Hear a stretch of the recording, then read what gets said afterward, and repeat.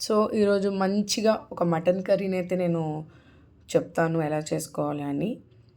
So first మనం కుక్కర్లో ఒక 3 టేబుల్ స్పూన్స్ వరకు ఆయిల్ వేసుకొని అందులో లవంగాలు, మిరియాలు, యాలకులు వేసుకుంటున్నాను. అలాగే ఎక్కువ మసాలా వేసుకోవట్లేదు నేను, మసాలా దినుసులు. ఇప్పుడు నేను అల్లం వెల్లుల్లి పేస్ట్ అన్నది దంచి పెట్టుకున్నానండి పక్కన. సో నేను మిక్సీ చేయను. అల్లం వెల్లుల్లి పేస్ట్ మనం మిక్సీ కన్నా ఇలా దంచి పెట్టుకుంటే మంచిగా ఉంటుంది ఫ్లేవర్స్ కూడా. సో దీన్ని ఒక 2 to 3 మినిట్స్ పాటు నేను సిమ్లో పెట్టి ఆ స్మెల్ అంతా పోయినంత వరకు వేపుకుంటున్నాను. సో ఇలాగా ఫ్రై చేసుకున్న దాంట్లో ఒక 3 మీడియం సైజ్ ఆనియన్స్ని చిన్నగా చాప్ చేసుకున్నాను. సో వాటిని కూడా కలిపి ఒకసారి మొత్తం కలుపుతున్నాను. సో ఆనియన్స్ అంతా కొంచెం గోల్డెన్ బ్రౌన్ వచ్చేంత వరకు వేపుకుందాం.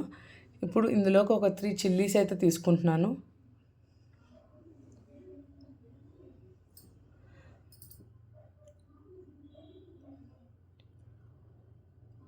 సో బాగా కలుపుకుంటున్నాను.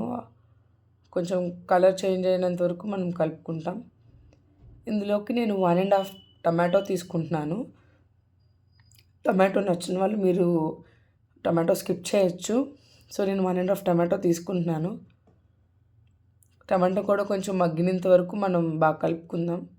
సో టేస్ట్కి సరిపడా సాల్ట్ వేసుకుందాం. అలా అయితే వేగంగా మనకి ఫ్రై అవుతాయి.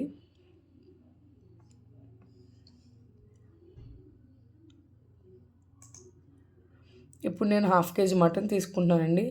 నేను ముందుగా పసుపు నీటిలో కడిగి పక్కన పెట్టుకున్నాను ఈ మటన్ని.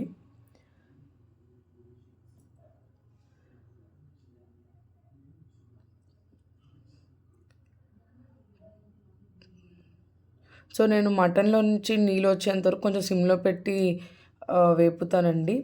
ఇందులోకి మనం రుచికి సరిపడా కారం వేసుకుందాం. ఎక్కువ స్పైసీ తినే వాళ్ళు కొంచెం ఎక్కువే వేసుకోవచ్చు. నేను మీడియంగా చేసుకుంటున్నాను. సో నాకు 1.5 టేబుల్ స్పూన్ ఆఫ్ కారం తీసుకున్నానండి నేను.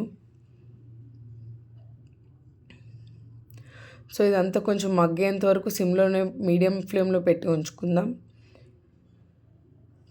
వాటర్ అయితే వేయట్లేదు అప్పుడే, కొంచెం దాని నుంచి కూడా మటన్ నుంచి వాటర్ అనేది వస్తుంది. సో వాటర్ సరిపోతుంది కొంచెంసేపు ఉడకడానికి. ఇప్పుడు నేను 1.5 కప్ వాటర్ అనేది తీసుకుంటున్నాను. వాటర్ ఎక్కువ వేసేసుకోకూడదండి, అలా అయితే మటన్ బాగా మెత్తగా అయిపోతుంది. సో నేను ఇలా ఒక 1.5 కప్ వరకు వాటర్ని అయితే తీసుకుంటున్నాను. సో ఇలా దీంట్లో నేను కొత్తిమీరని కొంచెం చిన్న చిన్నగా చాప్ చేసుకొని అది నేను పైన వేసేస్తున్నాను.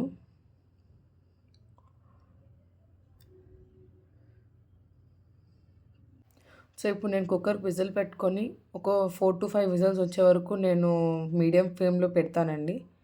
సో ఆఫ్టర్ విజిల్ తీసిన తర్వాత కొంచెంసేపు ఉంచాలి, చల్లారిన తర్వాత తీయాలి. ఇప్పుడు నేను మళ్ళీ స్టవ్ ఆన్ చేసి సిమ్లో పెట్టి కొంచెం మటన్ మసాలా అయితే వేసుకుంటున్నాను. మీరు మటన్ మసాలాని స్కిప్ చేయొచ్చు. సో అంతే అండి, చాలా ఈజీగా చేసుకోవచ్చు మటన్ కర్రీని.